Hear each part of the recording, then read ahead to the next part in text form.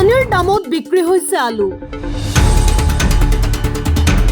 মুৰে কপালে হাত দিছে কৃষকে দক্ষিণ বৰপেটাৰ আলু খেতিয়কসকলৰ দুৰৱস্থা বিঘাই বিঘাই আলু খেতি কৰি মুৰে কপালে হাত দিছে খেতিয়কে বিঘাই বিঘাই আলু খেতি কৰি মুৰে কপালে হাত দৰিদ্ৰ কৃষকে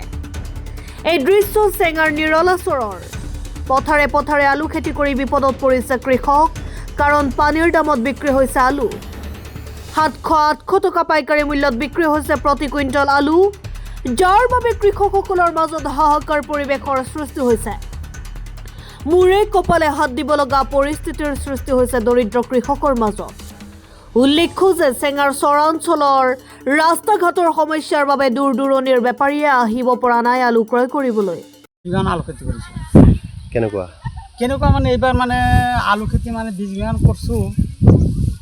বিঘাত 60-70-75 এনেকৈ পেকেট হৈ আছে আৰু দাম কেনেকুৱা চৰাঞ্চলত দামটো 7 টকা 8 টকা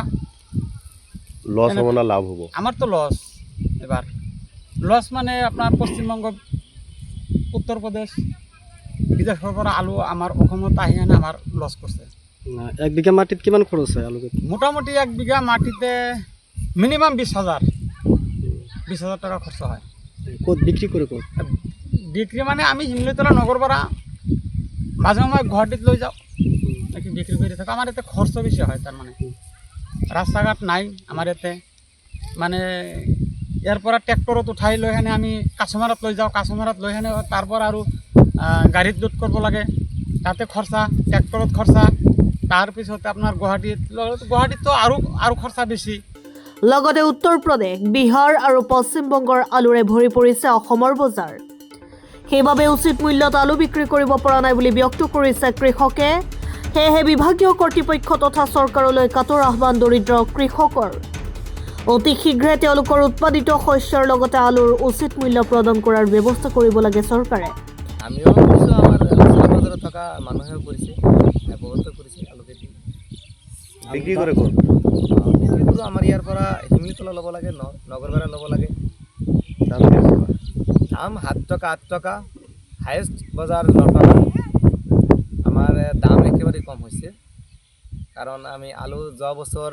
30 টকা 40 টকামান কিনি খাইছোঁ এইবছৰ 7 টকা 8 টকা আমাৰ খেতিয়কসকলেতো একেবাৰে বৰবাদ হৈ গৈ আছে খৰচ কিমান হয় 1 বিঘা মাটি 1 বিঘা মানত আলু খেতি কৰিলে প্ৰায় 15 পৰা 20,000 টকামান খৰচ হয় তেনেহ'লে এবাৰ লছ হ'ব লছেই হ'ব এইবছৰ দামেই নাই সেইকাৰণে তো 7 টকা 8 টকা খেতিয়কসকলে এতিয়া খেতি কৰিছে আলুবিলাকতো তুলিব লাগিব এনেকুৱা হোৱাৰ কাৰণ কি এনেকুৱা হোৱাৰ কাৰণ মেইন কাৰণ হৈছে আমাৰ ৰাস্তা ঘাট আমাৰ ওচৰে পাজৰে ইমান ভাল ৰাস্তা নাই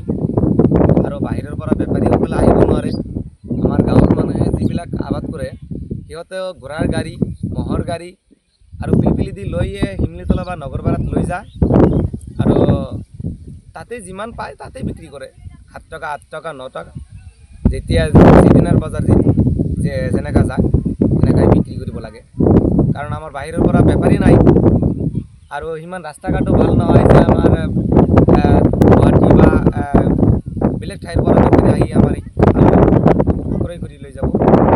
সেইকাৰণে আমাৰ আলুৰ দাম নাই চৰকাৰৰ কি আমি আমাৰ খেতিয়ক ভাই বন্ধুসকলৰ ফালৰ পৰা অসম চৰকাৰক যাতে আমাৰ আলু খেতিবিলাক যে আমি কৰিছোঁ দাম নাই আমাৰ খেতিয়কসকলে বহুত লছ হ'ব মাননীয় চৰকাৰৰ ওচৰত আবেদন জনাওঁ যাতে আলুবিলাকৰ দাম অলপ বঢ়াই দিয়ে মাটিৰ পৰা চাহানুৰ ইছলামৰ ৰিপৰ্ট অসম টাইম ঘৰত আনন্দ আৰু সম্পৰ্কৰ চমক বজাই ৰাখিবলৈ জৰুৰী হৈছে সকলো আনন্দময় মুহূৰ্তত মৰমৰ উপহাৰ দিয়াটো সেইবাবে মধুশ্ৰী জুৱেলাৰ্ছে আনিছে সকলো ৰঙীন ক্ষণৰ বাবে বিশেষ গহনা হীৰাৰে হওক সোণৰে হওক বা ৰূপৰে হওক শ্ৰেষ্ঠ ডিজাইনছ আৰু হলমাৰ্কযুক্ত গহনাই ৰাখে সম্পৰ্কক নিখুঁত তেনেহ'লে আজিয়ে আনক আনন্দ মধুশ্ৰী জুৱেলাৰ্ছৰ সৈতে যোগাযোগ কৰক 7028000341 নাইবা ভিজিট কৰক LNB ৰোড নলবাৰী অসম